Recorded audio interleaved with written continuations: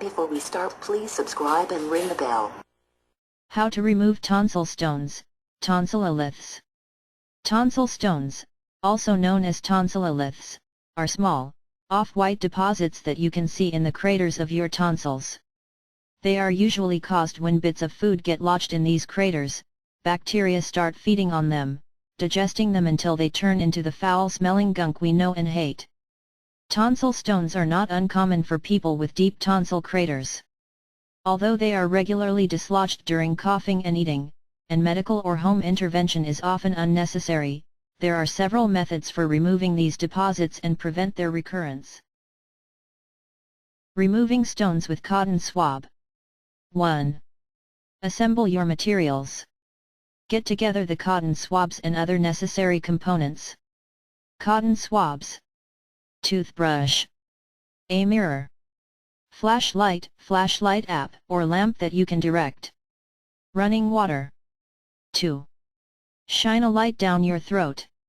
Open your mouth and shine the light into your mouth. Do this in front of a mirror so that you can locate the tonsil stones. 3. Flex your tonsils. Close off, or flex, your throat muscles while sticking out your tongue. Go ah, and tighten the muscles in the back of your throat. Do this while holding your breath, almost as if you were gargling water. This should push your tonsils forward so you can see them better. 4. Prepare the cotton swab.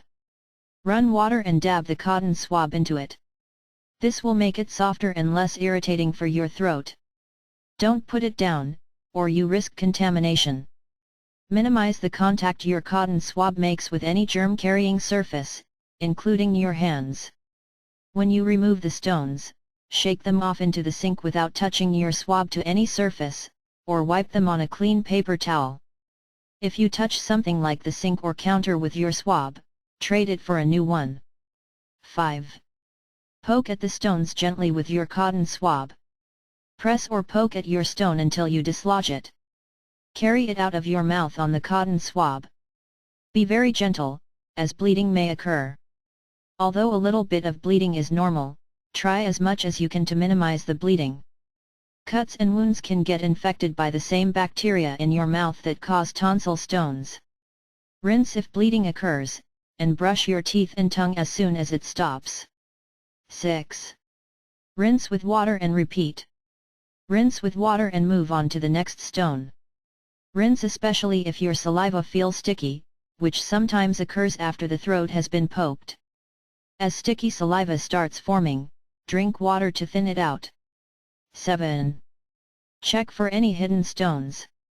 After you have extracted all the stones you can see, place your thumb into your neck under your jaw, and your clean index finger into your mouth right beside your tonsil and gently try to squeeze any remaining stones to the openings, like squeezing out toothpaste.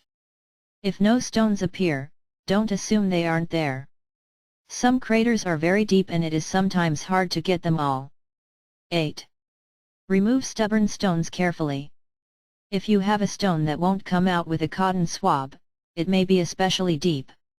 Don't force it, as this may cause bleeding.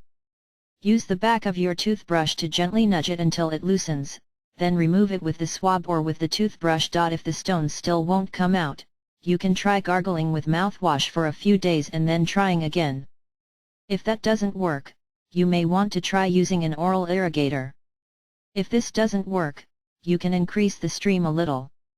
Keep in mind that some people have a strong gag reflex and will not tolerate poking.